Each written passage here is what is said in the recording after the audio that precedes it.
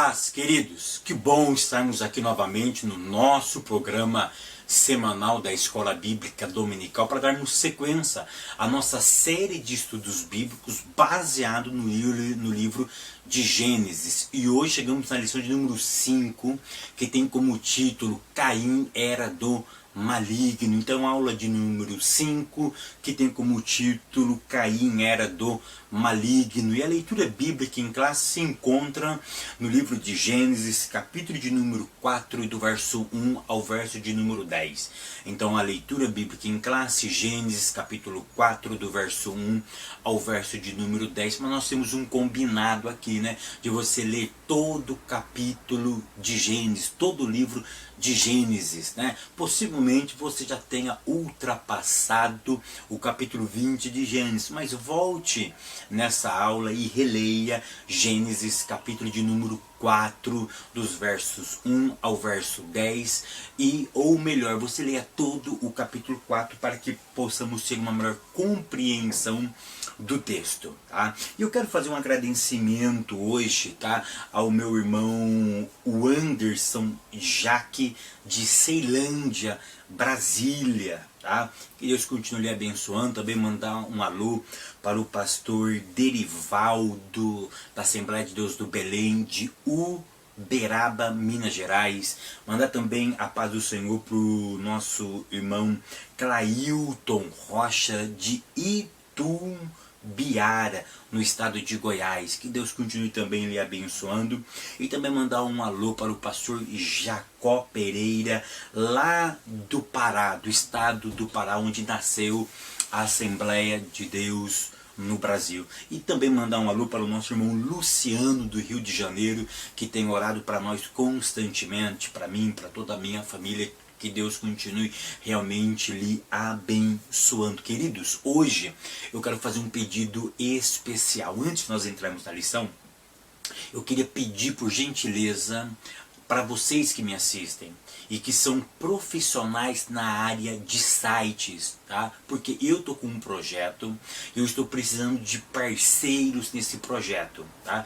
Eu quero criar um site com meu próprio nome, um domínio próprio, mas eu conto com a tua ajuda. Então você que é um profissional na área de informática, que é um profissional na área de sites realmente profissionais e que queira me ajudar nesse projeto, manda uma mensagem no meu WhatsApp. Meu WhatsApp está passando aqui agora, tá? É da TIM, o DDD é 19 e o meu número é 981912390. O DDD é 19 e meu WhatsApp é 981912390. Entre em contato comigo, queridos.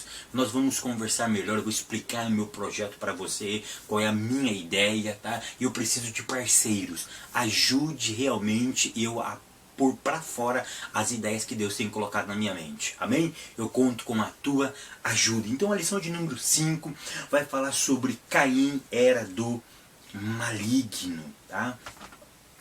Nós vamos ver no capítulo 4 do livro de Gênesis a evolução do pecado, tá?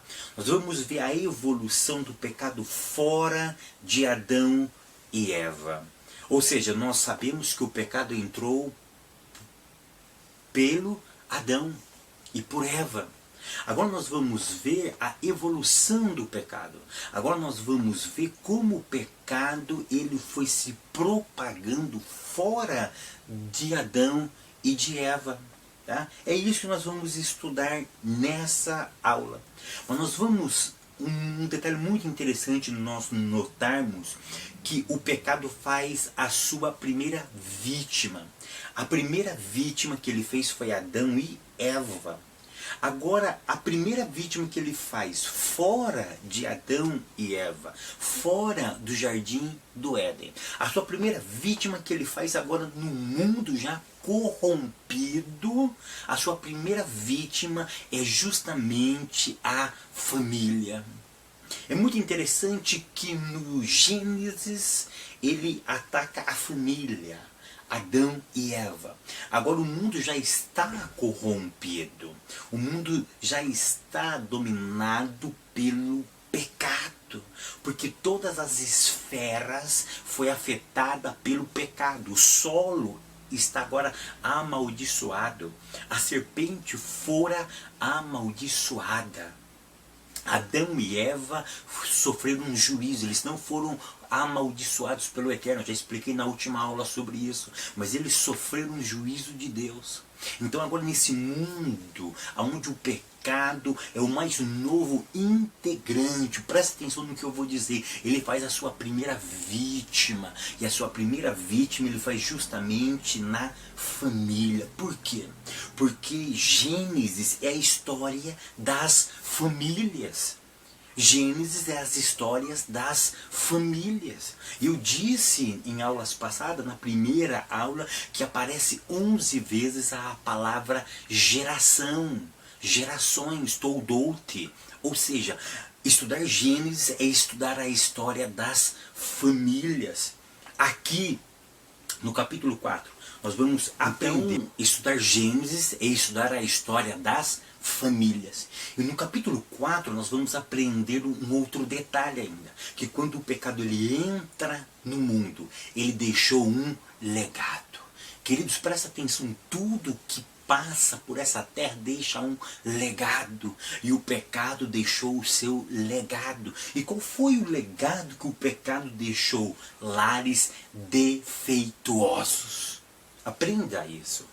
O legado do pecado é lares defeituosos, é lares desconstruídos, é lares em ruínas. Por quê? Porque a família, o lar, é a base da sociedade. E Deus trabalha a sua sociedade baseado na família. Então o legado do pecado são lares defeituosos. Estudando Gênesis capítulo 4, nós ainda vamos detectar também o que? A rivalidade entre irmãos. A rivalidade entre os irmãos também é o tema de Gênesis. Começa no capítulo 4 e permeia todo o livro de Gênesis. Então a verdade é que nós temos lá a briga entre Jacó e Esaú. Nós temos Ismael e o seu irmão Isaac. Ou seja, sempre houve a briga, a rivalidade entre os irmãos.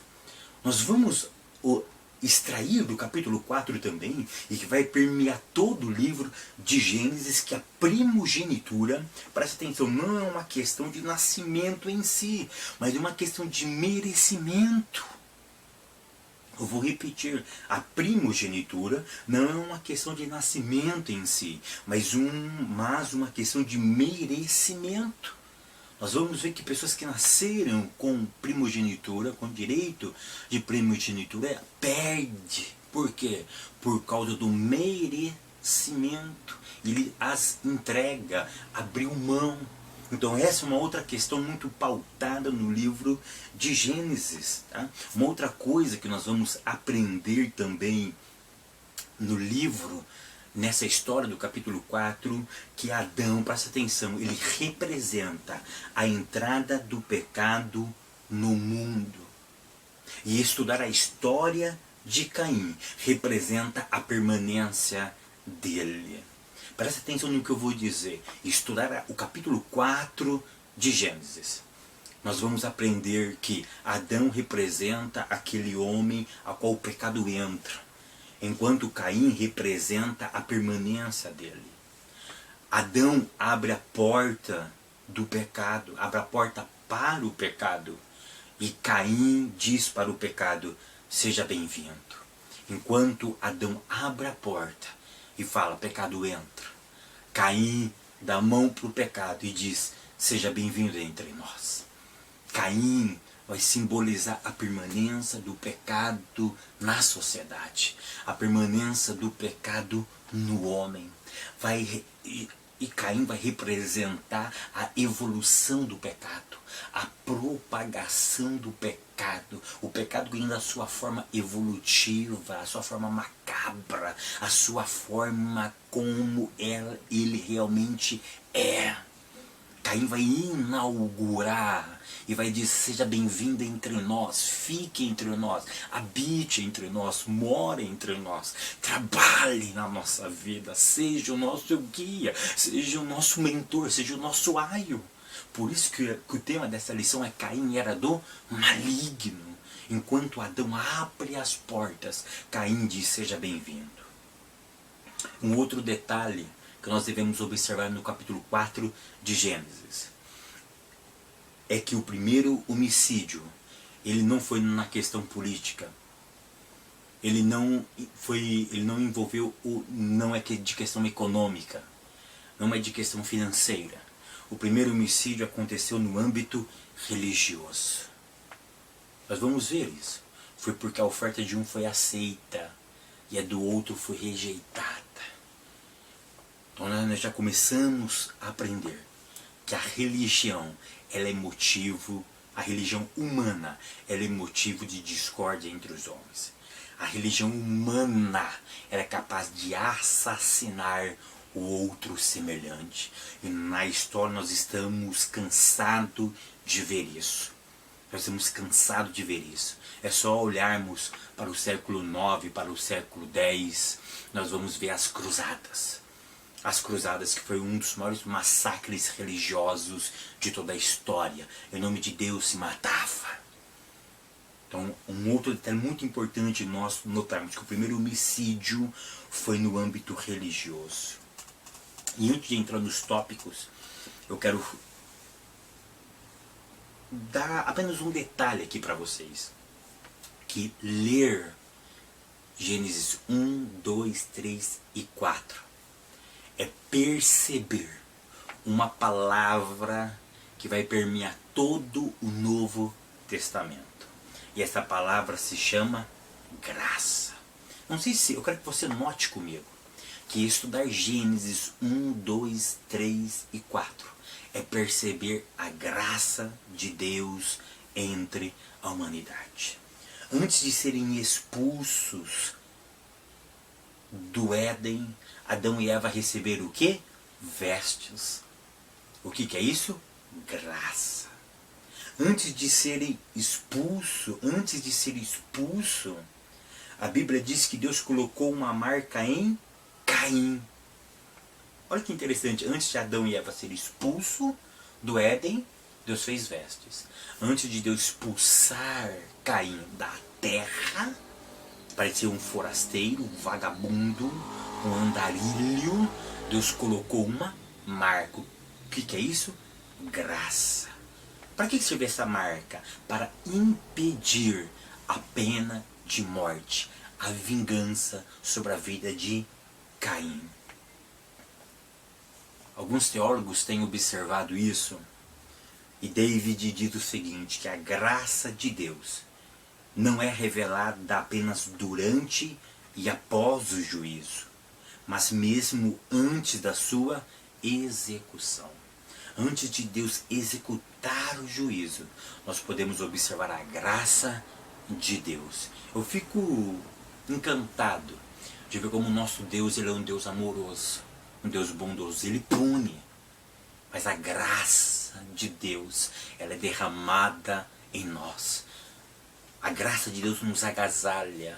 E ela diz: filho, eu estou contigo. Ainda que tenha pecado, eu estou contigo. Se você levantar, se você desejar mudar de vida, a graça é um presente para você, para te dar força, para você vencer o pecado que tão de perto nos rodeia, como diz as cartas aos Hebreus. Então leve isso para a sua classe, que a graça de Deus está embutida no capítulo 4 do livro de Gênesis. Tópico de número 1, Caim, seguidor de Satanás. É forte isso, mas é uma verdade. Tá? É muito forte. O tópico de número 1 vai falar sobre Caim, seguidor de Satanás. O número 1 fala a semente da mulher. Caim seria o primeiro varão gerado por Eva. Preste atenção no que eu vou dizer. Muitos teólogos acreditam que o primeiro homem a nascer, tá, pela relação sexual foi Caim. foi Caim. Você se lembra da promessa de Gênesis 3,15? Que Deus promete para aquela mulher, para Eva, que da semente dela, da mulher, nasceria um que iria esmagar a cabeça da serpente, queria pisar na cabeça da semente que a serpente daria. Então Eva ficou ansiosa para isso acontecer. Então alguns vão dizer que Caim foi o primeiro homem a nascer por relação sexual, porque a Bíblia diz que Deus, que Adão conheceu Eva. A palavra conhecer aí no original é relação sexual. É o verbo conhecer. O verbo aí é de ter relacionamento sexual. Então Adão, ele teve relacionamento sexual com Eva e nasceu quem? Caim. Tá? Caim. E observa que quando nasce Caim, qual é a manifestação? O que ela exclama? Ela exclama e ela afirma. Olha o que diz o verso de número 1 do capítulo 4. E conheceu Adão a Eva, sua mulher, e ela concebeu e teve a Caim e disse: alcancei do Senhor um varão. Tá? Alcancei do Senhor um varão. Ela exclama: Deus me deu um varão. Tá?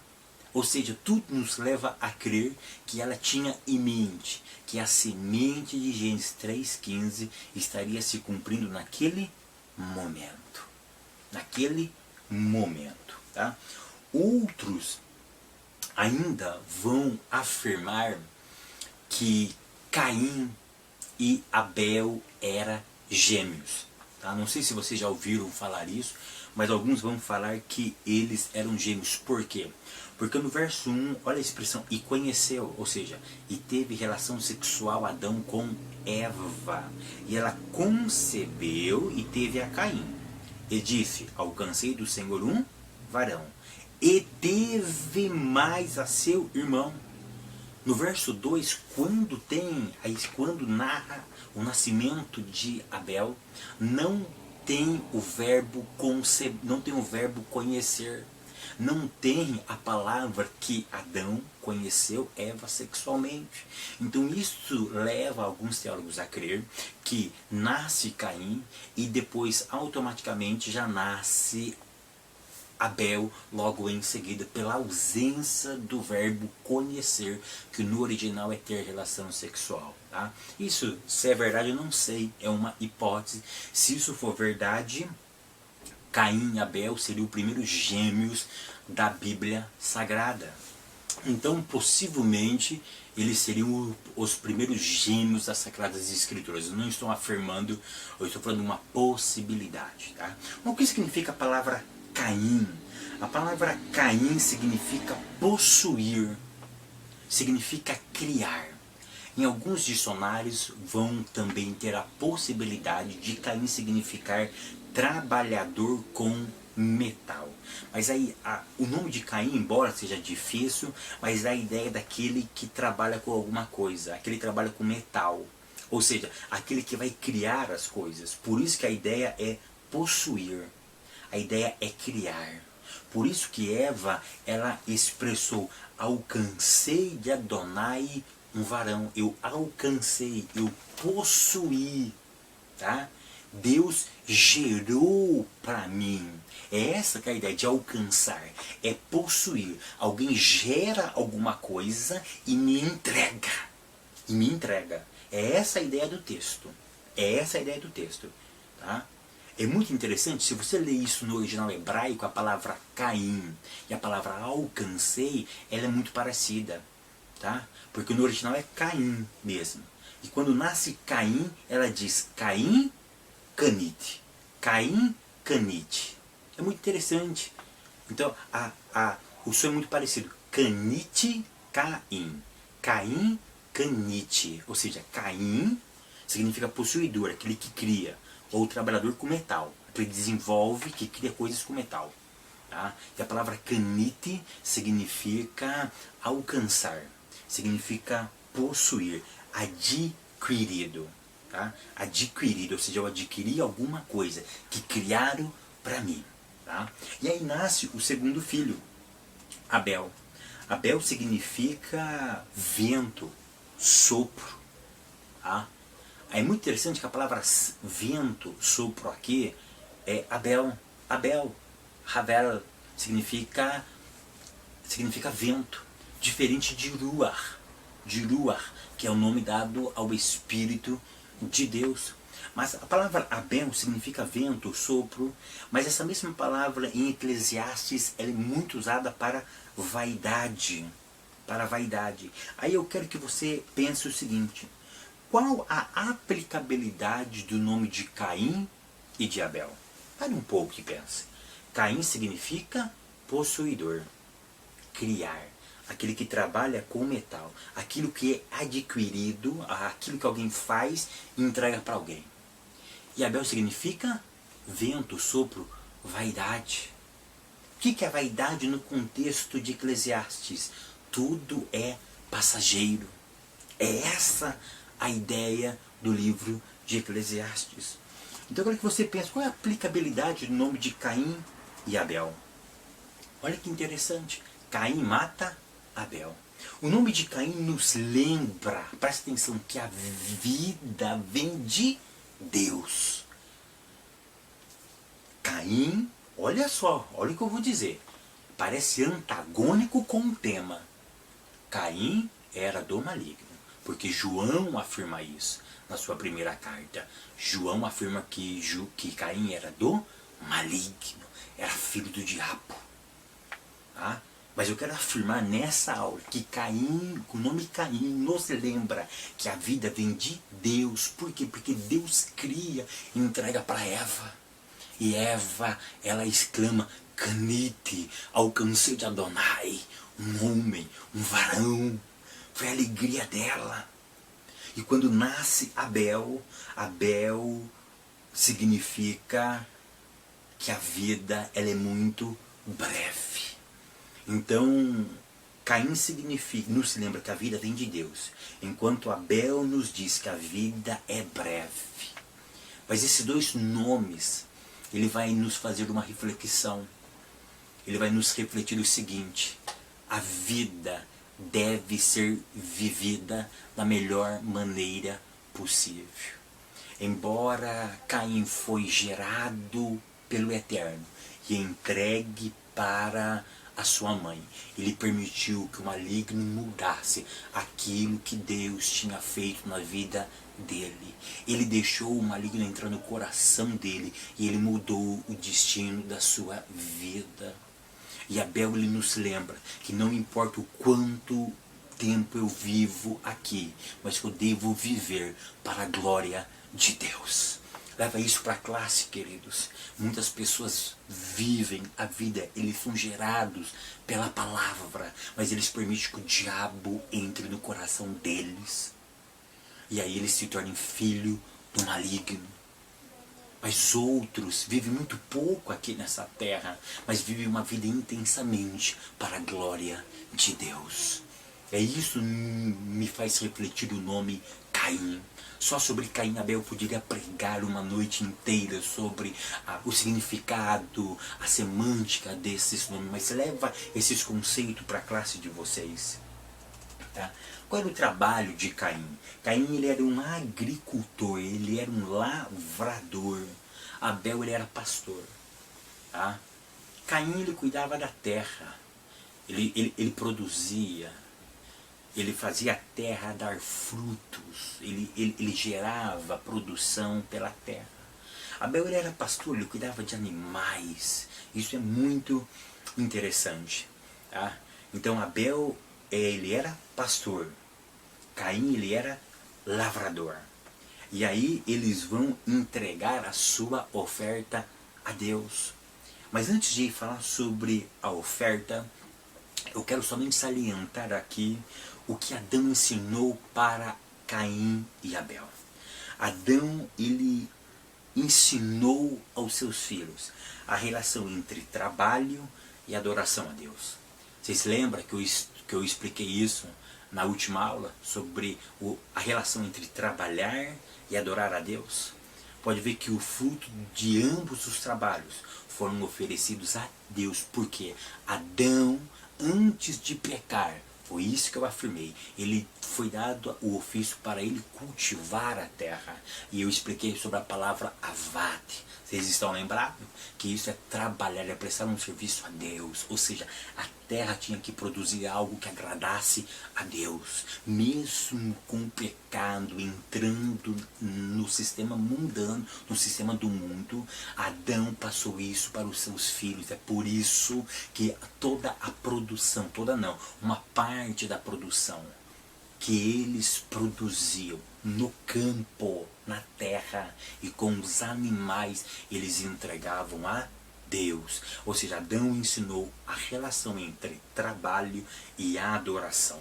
Embora muitos crentes hoje tenham perdido essa relação, acha que trabalho é coisa do diabo, acha que trabalho é coisa satânica, tá? Eu não sou contra, mas existem muitos vagabundos vivendo em cima dos púlpitos. Eu sei que a Bíblia diz que a cobreira é digno do seu salário.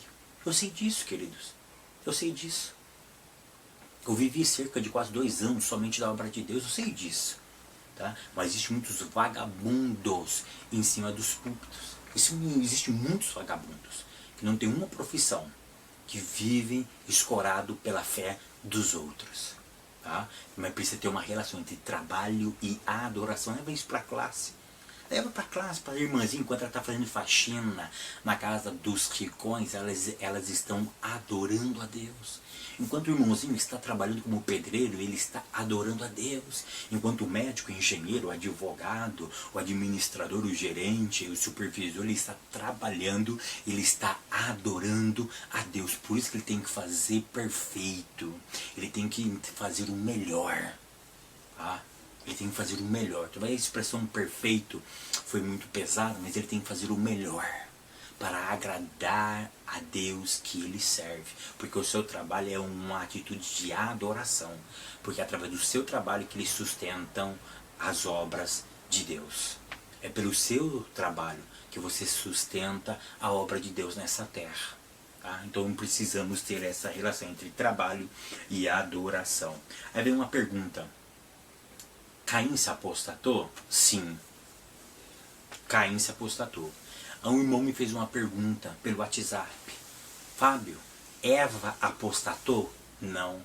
Eva não se apostatou. Porque na última lição fala que Eva se apostatou. Não, Eva não se apostata. Por quê? Porque o apóstata, presta atenção, ele recusa completamente aquilo que ele foi ensinado. E ele dá uma reviravolta na sua vida. Ele deixa de acreditar naquilo que ele acreditava. Presta atenção, Adão e Eva, mesmo pecando, eles tiveram uma consciência que erraram. E eles passaram aí, tudo nos leva a crer que eles ensinaram os seus filhos a adorar a Deus. Por quê? Porque quando morre Abel, quem é que nasce? Sete. E Sete, foi através de Sete que começaram a invocar o nome do Senhor. Olha que interessante. Tá? Olha que interessante. A Bíblia diz que Sete gera Enos e através deles começaram a invocar o nome do Senhor. Por quê? Como eles aprenderam a invocar o nome do Senhor? Por causa de Adão e Eva. Então por isso que Adão e Eva não se apostatam. Eles pecam, mas eles reconhecem o seu erro e continuem no caminho do Senhor. Caim foi diferente. Caim ele rejeitou todo o ensinamento de papai e de mamãe. Ele rejeitou o próprio ensinamento do próprio Deus. Do próprio Deus. A mesma pergunta, a temática é a mesma. Deus não pergunta para Adão. Adão, ainda que ele tenta enrolar, mas Adão reconhece. Realmente, sim, pecamos. Caim não. Caim já vai dar uma patada no Eterno. Então Caim realmente ele se apostata da fé. Tópico de número 2, o culto de Caim. Número 1, sacrifício rejeitado. Capítulo 4, verso 3 de Gênesis. E aconteceu ao cabo de dias que Caim trouxe do fruto da terra uma oferta ao Senhor. Desse versículo eu quero extrair 5 verdades. A primeira verdade que eu quero extrair é o seguinte, que Adão ensinava os seus filhos. Como que os filhos dele souberam o que era oferta? Oferta aqui é minhá. Minhá é qualquer tipo de oferta. que você oferecia a alguém que você reconhecia como superior a você. Como que eles tiveram esse conhecimento? Porque o Eterno ensinou para Adão, e Adão ensinou para os seus filhos. Então a primeira verdade, Adão estava os seus filhos. A segunda verdade, eles entendiam o real significado da palavra trabalho. Como é que eu disse, todo trabalho é para adorar a Deus. Eles reconheciam verdadeiramente o significado da palavra trabalho. Terceira verdade, eles já tinham fragmentos da Torá. Isso é muito profundo, queridos. Essa geração de Abel e Caim já tinha fragmentos da Torá. Por quê? Porque o processo de oferta foi dado em Levíticos, através da Torá. Deus dando isso para Moisés no Monte Sinai. Ou seja, o que estava acontecendo aqui só seria promulgado, só seria escrito, registrado com Moisés lá. Na onde? Somente no Monte Sinai. Com o decálogo, com as leis, com os livros sendo escritos. Mas e aqui já tinha ofertas de cereais e ofertas de animais com derramamento de sangue. Olha que profundo, por quê? Porque já tinha fragmentos da Torá. Eu já expliquei em uma das minhas aulas sobre os 10 mandamentos, que a palavra Torá, ela aparece a primeira vez em Gênesis 26. Deus falando com Isaac e relembrando que Isaac guardasse a Torá, porque o seu pai Abraão tinha guardado a Torá. E os rabinos ficam de cabelo em pé. Eles ficam de cabelo em pé. Como que a Torá foi dada antes de Moisés. Isso é profundo, queridos. Isso é profundo.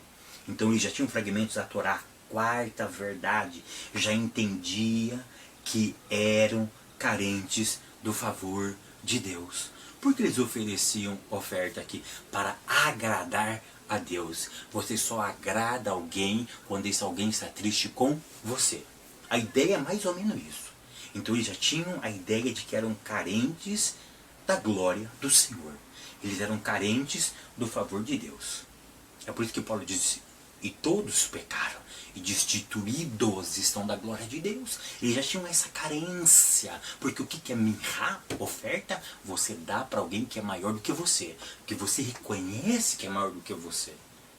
Tá? Então eles já tinham essa concepção. E a quinta verdade que eu extraio desse texto é que eles reconheciam a soberania de Deus. Eles reconheciam que Deus estava acima de tudo nas suas vidas. Que Deus era o Deus que governava as suas vidas. Tá? Eu já expliquei que Caim ofereceu uma oferta. Tá? O que é a oferta? É minhá. Então Caim ofereceu uma oferta de cereais, de grãos. Tá? De grãos, de frutos. Abel, ele ofereceu do seu rebanho. Tá? Não se sabe exatamente que tipo de rebanho, se era ovelha, o que era. Mas ele pega do seu rebanho, se era vaca, nós não sabemos exatamente. Mas ele pega do seu rebanho e oferece a Deus. Ou seja, ambos ofereceram uma oferta. Tá? Ofereceram uma oferta. Ponto 2. Atitude interior reprovada. Tá? Atitude interior reprovada. Tá? Por quê? Aí nós vamos discutir aqui por que a oferta de Caim não foi aceita e a oferta de Abel foi aceita. Se nós entrarmos nesse campo, nós vamos entrar no campo de teorias e não vamos chegar num denominador comum. Um vai falar porque Caim entregou cereais. Mentira, porque essa oferta de cereais ela era bíblica. Em Levíticos já está narrado isso. Poderia ter. Tá? Poderia ter. A oferta de Caim não teve derramamento de sangue. Mentira. Deus aceitava esse tipo de oferta sim. Tá? O problema aqui era que a teoria não estava em consonância com a prática. Ou seja, Caim não andava de acordo com a sua crença. Ou seja, a crença, a teoria que existia, a religião que existia, Caim não andava de acordo com ela. Por isso que eu afirmo que a teoria não estava em consonância com a prática. E com isso eu quero extrair uma verdade. Cuidado! Muitos cristãos estão enganados, pensando que meramente uma formalidade religiosa lhes garante o céu. Hoje, o que mais temos são cultos de Caim. O que mais temos hoje nas nossas igrejas são cultos de Caim. Por que eu falo cultos de Caim? Corações irados. Pessoas iradas dentro da igreja. Não pode. Corações magoados. Culto de Caim. Com um coração assassino. Culto de Caim. Quantos corações arrogantes nós temos dentro dos nossos cultos? Culto de Caim. Queridos, os cultos de Caim estão permeando as nossas congregações. Um dia, eu estava ministrando e eu disse naquela igreja, para a igreja, se vocês estiverem com 10 reais aqui, estou com 10 reais, e vocês trazerem do gasofilácio, vocês colocar na salva, mas se vocês se lembrarem que um outro irmão tem alguma coisa contra você, deixa a sua oferta, vai, conserta com ele e depois você oferta, tá? Aí no final o pastor disse para mim, na verdade foi no meio da ministração, ele disse, errado, Fábio, errado, entrega a sua oferta e depois você conserta com ele. E eu disse para esse pastor, não é o que a Bíblia ensina. A Bíblia pede o quê? Para você deixar a oferta. Sabe por quê? Porque o valor não está na oferta. O valor está no seu coração. Deus olha para o seu coração. A oferta é reflexo do seu interior. Tem pessoas que não entendem isso. Tem pessoas que não entendem isso. A oferta é reflexo da sua crença. Para que você dá 10 reais se você odeia o seu irmão? Não, mas eu estou dando 1.000 reais. Irmão, gasta esse 1.000 reais com outra coisa. A igreja aceita, mas Deus não aceita. Deus não aceita. São cultos de Caim. Nós temos homens arrogantes em cima do púlpito. Temos cristãos arrogantes. Um dia uma mulher, uma irmã, esposa de um pastor, muito influente, foram numa festa, e as festas chegaram um pouco atrasadas, estava lotada, e a esposa do pastor disse para outra irmã, a outra irmã na verdade disse para a esposa do pastor, onde nós vamos sentar? Aí a esposa do grandão disse, vocês eu não sei, mas o meu lugarzinho está reservado lá na frente. Arrogante. Isso está cheio de pessoas arrogantes. Culto de Caim. Hoje nós temos cultos teóricos, muita letra, mas pouca prática. Igreja verdadeira é aquela que transforma palavras em praticidade. Qual o significado da tua congregação aí no seu bairro? Para que ela está instalada aí no seu bairro? Para ganhar fama, status no ministério? Para dizer que nós estamos com tantas congregações na cidade? Ou para fazer um trabalho social de recuperação de almas e propagação do evangelho?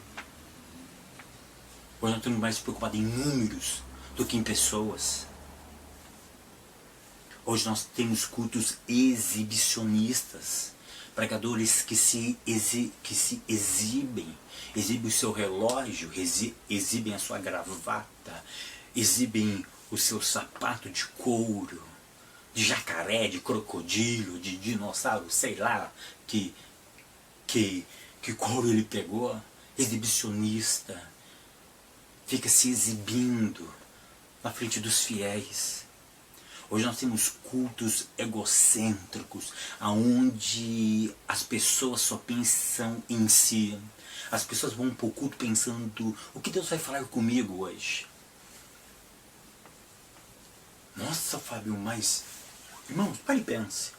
Nós já fomos para um culto pensando, Deus, fala com a igreja. Deus, fala com aquele irmão que mais precisa hoje. Deus, levanta o caído aqui. Eu sei que você precisa de uma palavra, mas você já foi no culto pensando no outro. Você percebe que nós estamos mais preocupados em satisfazer as nossas próprias vontades do que as vontades alheias. Nós devemos tomar cuidado, o nosso culto fica egocêntrico. Oh Deus, salva o marido da nossa irmãzinha, meu Deus. Salva ele. Oh Deus, traga cura para nossa irmã, para o nosso irmão. Deus, usa o pastor nessa noite para falar com a mocidade, para falar com as irmãs do ciclo de oração, para falar com os obreiros, Deus. Usa, meu Pai, para falar com os meus irmãos aqui. Que eles saiam todos revestidos do poder e da graça de Deus. Que nós estamos tendo esse sentimento coletivo e não egocêntrico. Hoje nós temos cultos idólatras. Deixa eu dizer uma verdade aqui. A Bíblia diz para dar honra para quem tem honra. Mas uma coisa que eu tenho muito medo, e se ele não for muito bem administrado, ele se torna uma idolatria, o culto de ação de graça para a vida dos pastores. Pelo amor de Deus, me entendam. Todos os pastores, todos os dirigentes precisam de um culto de ação de graça. Agradecer pela vida do pastor. Não é pecado você ir lá na frente e falar um poema, não, meu irmão. Não estou falando isso, não. Eu estou falando que nós precisamos tomar muito cuidado, senão esse poema, presta atenção, ele pode se transformar em uma idolatria. Tá? Não é pecado você dizer para o seu pastor que você o ama, o quanto ele é importante na sua vida. Não é pecado você dizer para ele, pastor, você tem me ajudado, você tem sido um ícone na minha vida, eu tenho sido abençoado por tua causa, irmão, eu recebo isso de vocês. Vocês não sabem como eu fico feliz quando pessoas dizem, pastor, você não me conhece, mas eu sou abençoado com as suas aulas. Isso é gratificante para nós. Nós não recebemos dinheiro, mas isso nos gratifica. Saber que vocês aí do lado estão sendo abençoados. Pessoas que choram, que são renovadas ao ouvir as nossas aulas, querido. Isso nos gratifica. Mas tem cultos de ações de graça que caem entre nós. É uma idolatria. É um verdadeiro culto de Caim. Coloca ele lá no lugar de Deus. Me parece que toda aquela manifestação é em prol dele. Cuidado! Nós estamos vendo cultos de ação de graça transformando em culto de idolatria a homens. Sabe, hoje nós temos cultos de Caim. São o culto do oportunista. Eu vou lá no culto para ver se eu abro uma porta de pregação. Estou cansado de ouvir pregadores falando isso. Eu vou lá naquele trabalho. Quem sabe? Eu vou lá, mas o que você vai fazer? Eu vou lá para abrir porta. Porque lá vai estar o pastor Bertano, Ciclano, tal, já vou com meus cartão abrindo porta. Ele não vai para adorar. É culto de Caim. É culto de Caim. O que vieste fazer aqui? Eu vim adorar a Deus. Aquele antigo corinho. Não, mas somos oportunistas. Presta atenção no que eu vou dizer aqui. Caim representa uma geração que se aproxima de Deus, mas é maligna. Fábio, mas como isso pode acontecer? É bíblico. Caim trouxe cereais. Caim trouxe para Deus. Deus está aqui. Mas quando Deus recebe, presta atenção, quando Caim entrega, Deus não recebe, Deus rejeita. Ou seja, ele se aproximou de Deus. Mas Deus o rejeitou porque ele era do maligno. Caim representa uma geração que se aproxima de Deus, mas é maligna. Hoje nós temos cultos egocêntricos. Hoje nós estamos gerando, queridos, uma geração também de adoradores, mas também do maligno. Porque são homens que entregam oferta, mas Deus rejeita. Tá? A pergunta que me pode fazer é o seguinte, Fábio. Como que sabiam que Deus aceitava ou rejeitava as ofertas, tá? Qualquer explicação que eu der aqui é uma suposição também, tá? Mas o importante é que que isso era visível. Presta atenção, isso é visível. Eles sabiam que Deus tinha aceito, ou Deus tinha rejeitado. Isso já era uma prática constante. Tudo nos leva a crer que algo aconteceu que fez com que Deus reprovasse a oferta de Caim, que isso fosse visual. Então Caim viu Deus aceitando a oferta de Abel e rejeitando a oferta dele. E isso mexeu com a estrutura de Caim. Isso mexeu com a estrutura de Caim. Então Caim colocou no coração: eu vou matar esse rapaz, porque a minha adoração não foi aceita, e a adoração dele foi aceita. Item de número 3, o pecado sempre presente. Deixa eu dizer uma verdade nesse ponto. Você que me acompanha não nasceu predestinado a ser filho do maligno. Aí nasceu para ser filho do maligno? Não. Vocês se lembram que eu disse o significado da palavra Caim? Caim, quando nasce Caim, ela diz canite, adquirido, Deus gerou e me entregou. Então ninguém nasce predestinado a ser filho do maligno. Caim poderia mudar essa situação. Caim poderia mudar essa situação.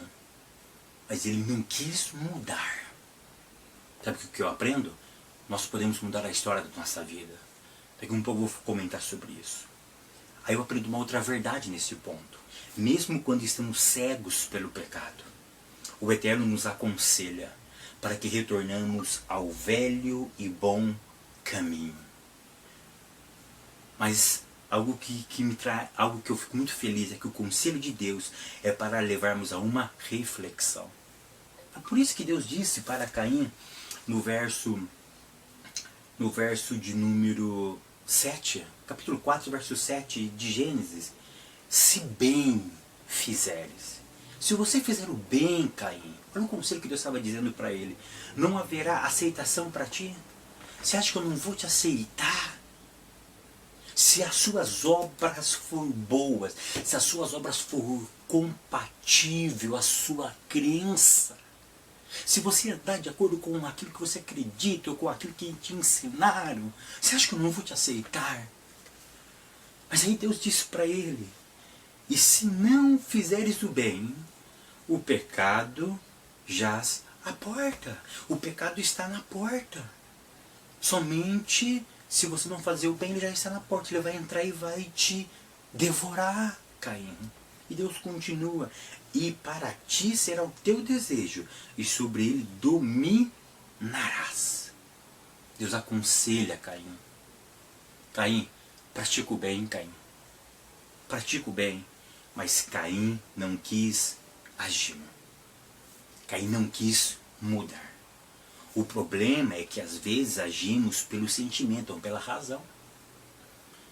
Caim, ele estava motivado pelo ciúme, pelo ódio. Queridos, Caim estava motivado pelo ódio. Deixa eu dizer uma verdade aqui nessa aula. Muitas das vezes, o sentimento, ele não é a razão verdadeira dos nossos fatos.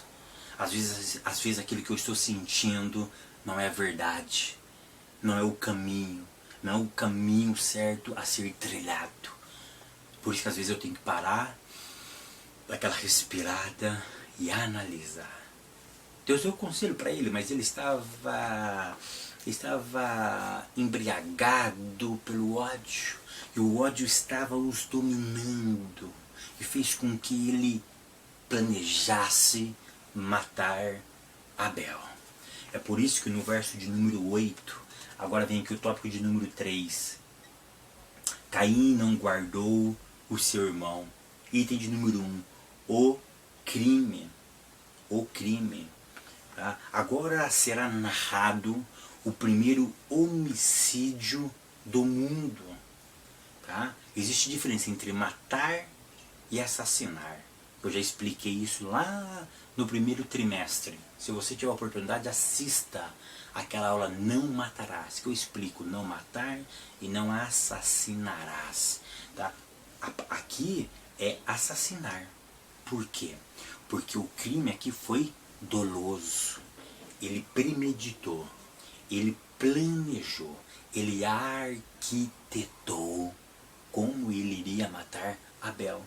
Então o autor vai narrar que o primeiro homicídio doloso da história do mundo. Tá? Aí a pergunta é, onde eles estavam? Aonde Abel e Caim estavam? Olha o verso de número 8, diz assim: E falou Caim com o seu irmão Abel. E sucedeu que, estando eles no campo, eles estavam no campo, tá? Eles estavam no campo. Eu quero fazer uma interpretação aqui para vocês, tá? Um pouco diferente. Não diferente, mas um pouco mais dentro do original. Por quê? Porque o verso de número 8 diz que a Caim, e falou Caim com o seu irmão Abel, ponto e vírgula, e sucedeu que, estando eles no campo. Tá? No original, esse texto nos dá a entender, se nós pegarmos algumas versões, como a versão samaritana, a versão siríaca, são versões de Bíblias mais antigas, eles vão dizer o seguinte: e falou Caim, e o conduziu o seu irmão ao campo. Ó, eu vou repetir. A tradução samaritana, a tradução siríaca, traduções mais antigas, dá a entender assim: e falou Caim ao seu irmão, e o levou ao campo. Tá? Ao campo. Sabe o que isso significa? Isso significa que Caim estava premeditando o crime. Ele persuadiu seu irmão a ir ao campo, aonde ninguém o estava vendo, aonde os olhos de ninguém estavam vendo. Ele premeditou, porque lá ele tinha planejado como matar o seu irmão. A Bíblia não fala como aconteceu o crime, mas a Bíblia nos revela, com traduções mais antigas, que falou Caim a Abel e o levou ao campo, ou seja, ele o levou para ser morto.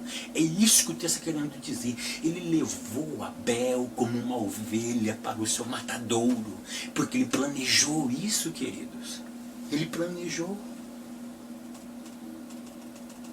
Aí nós vemos o ponto de número 2, o álibi do seu irmão. Então ele vai, leva para o campo e mata. Possivelmente ele enterra Abel. E aí chega quem? O Eterno. Olha a semelhança com Adão e Eva. Que Deus chega para Adão e pergunta: Adão, onde tu estás? A mesma voz chega para Caim. E Caim agora ele vai se justificar. Ele vai apresentar um álibi. O álibi, juridicamente falando, é a defesa que o réu apresenta quando ele pretende provar que não poderia ter cometido o crime. Tá? É a maneira que ele vai argumentar, tá? Para aquele que está lhe acusando, porque ele não deveria cometer aquele crime, que não foi ele que cometeu aquele crime. Então ele vai montar um álibi, ele vai montar uma estratégia. Então agora Caim monta uma estratégia. Olha o que diz o texto. E disse o Senhor a Caim: onde está Abel, teu irmão? Olha que interessante, teu irmão. Isso é muito profundo, queridos. Porque uma outra ideia que nós devemos levar para as nossas classes é o relacionamento que está tendo entre irmãos. Infelizmente, hoje, nós estamos vivendo em uma sociedade que cada vez mais a família está se distanciando. E a relação de irmãos é uma relação não tratada dentro das igrejas. Por quê? Porque é uma relação que não se trata dentro da igreja. Porque, primeiro, não traz ibope. Segundo, não traz movimento. Não traz aquele negócio de esquenta. Agora tem um negócio na internet, sabe do que? Deixa eu abrir um parênteses aqui. Um negócio mais ou menos assim. Por exemplo, o camarada vai pregar em algum lugar, ele vai pregar aí no Maranhão. Aí ele chega em São Paulo e coloca assim no Facebook: Maranhão em chamas, São Paulo em chamas, fui pregar em tal lugar e deixei aquele lugar em chamas. Cá entre nós aqui, cá entre nós aqui, irmãos, isso é uma verdadeira piada.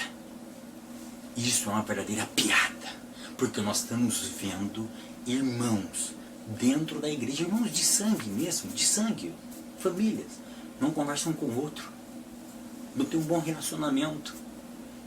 E o camarada falou, está em chamas, essa chama não chegou na família, essa chama não chegou no coração dessas pessoas. Porque nós conversamos, nós lidamos com pessoas e nós vamos observando que a família está está se desfazendo aos poucos. E a relação entre irmãos, eu nunca vi uma palestra sobre a vida entre irmãos. Como deve ser essa vida, esse relacionamento entre irmãos. Isso não é comentado, não é pregado. É por isso que Deus diz, onde está Abel, o teu irmão? Deus está dizendo o seguinte para ele, você não sabe o que é irmão. Você não sabe a palavra irmão. Você não sabe o que significa essa palavra. Está com defeito de fabricação, rapaz. Ele era o teu irmão. Ele era do teu sangue. Ele era pessoa como você. Ele era da tua família. Onde ele está? E ele disse, Caim disse, não sei. Sou eu guardador do meu irmão? Olha o álibi deste homem. Homem irônico, arrogante, prepotente. Achando que é o dono da verdade, dono da razão.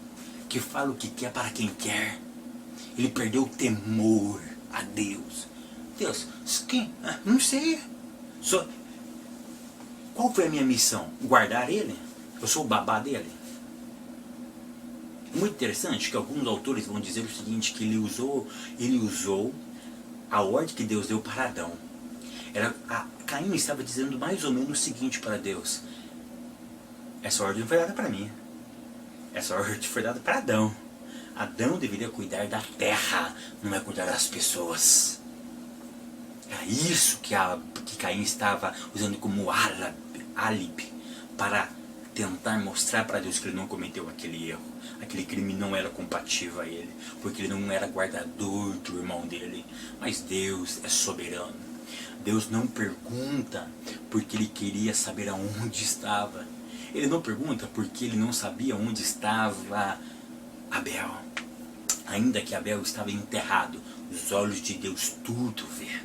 Deus é soberano, onipresente, onisciente. Ele sabe de todas as coisas, ele está em todos os lugares. Ele sabia o que Caim tinha feito. Ele queria ver se Caim poderia cair no arrependimento. Se Caim pudesse olhar para Deus e dizer, Deus, realmente eu errei. Eu matei Abel. Porque eu tive ódio, porque o Senhor aceitou o sacrifício dele, mas não aceitou o meu. Eu desejei matá-lo, mas Caim abriu mão. Caim abriu mão de mudar de vida, fechou o seu coração e disse, não sei. Pergunta para Adão, porque cuidar da terra é negócio dele. Eu não cuido de irmão coisa nenhuma. E a conversa continua e diz, e disse Deus, que fizeste? Mais uma vez o amor de Deus. Caim, pelo amor de Deus, fala para mim o que você fez. Eu estou te dando mais uma chance. Fala o que você fez. Se arrepende, Caim, porque eu não quero trazer juízo sobre vocês. Sabe o que eu aprendo aqui? Deus sempre nos dá outra oportunidade. Eu me lembro do Salmo. Porque a sua ira dura só um momento, mas no favor está a vida. O choro pode durar uma noite, mas a alegria vem pela manhã. A ira dura só um momento, mas no favor está a vida. A vida fala de eternidade. Deus estava dando uma oportunidade para Caim, mas a Caim novamente ele se fecha. E Deus disse, você não quer falar? Não quero mais falar. Aí Deus fala para ele, porque a voz do sangue do teu irmão, novamente ele toca na família, a voz do sangue do teu irmão clama a mim desde a terra. Aí eu quero fazer uma pergunta para vocês. Aí Deus fala para Caim: a voz do sangue. Primeira coisa, o sangue estava falando. Ou seja, existia simbolicamente uma voz. A voz do sangue do teu irmão está clamando, está gritando. O verbo aqui é gritar por socorro a mim, lá na terra. Aí a pergunta que eu faço é o seguinte, tá? Na verdade não é uma pergunta, eu quero fazer uma afirmação aqui, tá? Uma afirmação. A Bíblia diz que o sangue de Abel falou. O sangue de Abel tocou lá no céu. E o que o sangue de Abel queria de Deus? O que o sangue de Abel estava falando para Deus? Isso é muito interessante. É muito interessante. Se nós estudarmos a palavra dam, que é sangue em hebraico, nesse texto, a palavra sangue, presta atenção, está no plural. No hebraico está no plural. No português veio no singular. No português está a voz do sangue. Mas no plural seria a voz do sangues. Do teu irmão clama a mim. Então a pergunta é, por que sangue está no plural? Percebe que o sangue é o elemento vital que a mãe transmite ao bebê. Quando o bebê nasce, de onde que vem o sangue? Da mãe. O sangue da mãe passa pela criança. Olha que interessante. Passa pela criança. Isso é fantástico. Tá? Segundo o Talmud vai dizer o seguinte, que a palavra sangue está no plural, porque isso significava o sangue da descendência de Abel. Ou seja, todo aquele que destruir uma vida em Israel, a Bíblia reputa como se tivesse destruído o mundo inteiro. Tal crime interrompe para sempre a posteridade da vida. Ou seja, Abel não, uma das possibilidades é que Abel não teve filhos. Outros vão dizer que Abel teve filhos. Tá? E que esse clamor era o clamor da mulher dele. Isso é pouco provável. Tá? Não que ele não tenha mulher, mas que o clamor era da mulher dele, porque o texto diz que o sangue, a palavra é dan, sangue mesmo. O sangue de Abel, claro que isso é simbólico, estava clamando, ou seja, Deus estava ensinando para Caim e para todos nós que o crime de assassinato é matar sonhos e é matar posteridade de uma pessoa. Era como se as outras vidas, presta atenção, que ainda viesse a existir, estivesse pedindo para Deus, Deus, faça justiça, porque com esse crime interrompeu toda a minha história. E deixa eu trazer isso para você aplicar na sua igreja. Hoje nós temos, olha o que eu vou dizer, hoje, nas nossas congregações, estão cheias de homicidas espirituais. Homens e mulheres que matam sonhos de pessoas por palavra, por ações. Pessoas que vão matando a esperança de outra. Que vai impossibilitando daquela pessoa gerar frutos dignos de arrependimentos. Quantos professores mortos nós temos?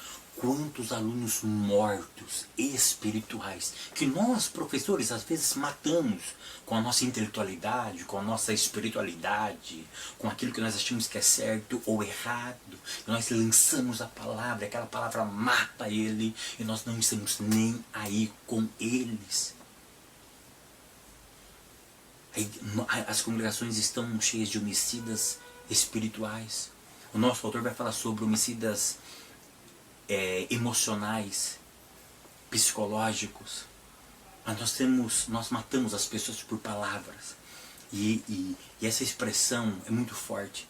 O sangue de Caim o sangue de Abel clama, ou seja, era como se outras vidas que viesse através de Abel não poderiam mais vir pelo crime de Caim. Eles estavam pedindo justiça.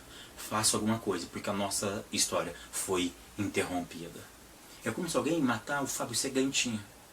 A minha posteridade, aqueles... Faz tempo que eu não tinha filhos. Ou seja, eu não ia conseguir tentar dar sequência a essa minha posteridade. Ou seja, aquilo que viria de mim seria interrompido. E a lição que fica é o seguinte: não vamos permitir que as nossas palavras frustrem sonhos, desejos, ambições no bom sentido. Histórias de vida. Pessoas que poderiam estar andando com Deus e hoje estão andando com o maligno. Por uma atitude nossa. Aí o item de número 3 fala a marca do crime. O ponto 3 vai falar sobre a marca do crime. Tá? Vai falar a marca do crime, ou seja, depois que ele comete o crime, que o crime é desvendado, Deus diz para que ele fosse errante, mas antes do juízo for decretado, Deus não pena ele, não penaliza ele com a pena de morte. Deus dá um sinal para ele. E esse sinal seria um sinal que o identificava por onde ele andasse, que ninguém poderia matá-lo. Mas todo mundo saberia que ele tinha cometido um crime. Tá? Um crime. Que sinal é esse, professor? Não sei, meu irmão. Porque a Bíblia não fala. Uns vai pensar que é o sinal da... Lembra da época do padre, né? Como eu frequentei muito tempo a igreja católica, né? O sinal da cruz, né? Perdão por estar reproduzindo, não é crença isso, mas é só para que você esteja se lembrando. Mas não é o sinal da cruz. Não é esse sinal. Não sei que sinal que é. Qualquer colocação será mera especulação. Aí eu quero concluir essa aula dizendo o seguinte: olha que coisa linda, irmãos. O que eu aprendo aqui? Muitas coisas. Já dei uma introdução muito boa, nós desenvolvemos a lição aqui com algumas propriedades, mas eu concluo dizendo o seguinte: nós podemos mudar a história da nossa vida. Caim rejeitou essa oportunidade, mas nós ainda temos a oportunidade de mudar. Eu quero concluir essa aula, eu quero que você leve isso para a classe de vocês. Porque talvez você vai dar aula para pessoas que estão em erro, que estão em pecado. Mas traga esse alento para elas, que elas estão com vidas. E se elas ouvirem a voz do Espírito Santo, elas podem mudar o destino da sua própria vida, aceitando o conselho de Deus. E aí eu afirmo, vamos amar mais, vamos perdoar mais, vamos abraçar mais, vamos nos unirmos um pouco mais, vamos deixar um legado para as outras gerações. Qual foi o legado de Caim? Nós vamos ver isso na próxima aula. Criou uma cidade de assassinos. 6 gerações depois de Caim, nasceu um homem maléfico, endemoniado, porque ele criou uma geração de assassinos. Mas vamos deixar um legado para as próximas gerações, um legado de heróis da fé, e não um legado de filhos do diabo. Porque qual foi o legado de Caim? Filho do diabo. Homem do maligno. Está lá em 1 João. Caminho de Caim é o caminho da perdição. Mas Abel é o primeiro herói.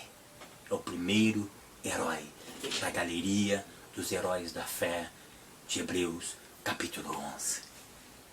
Queridos, eu e você podemos mudar a história da nossa vida.